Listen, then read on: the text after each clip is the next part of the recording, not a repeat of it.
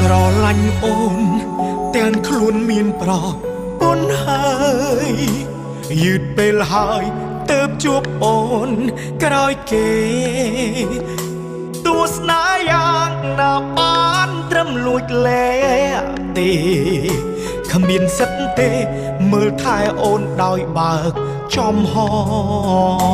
ប្រពន្ធអើយសុំទោសដែលបងសាវាសង្សារអើយសុំទោសដែលបងផង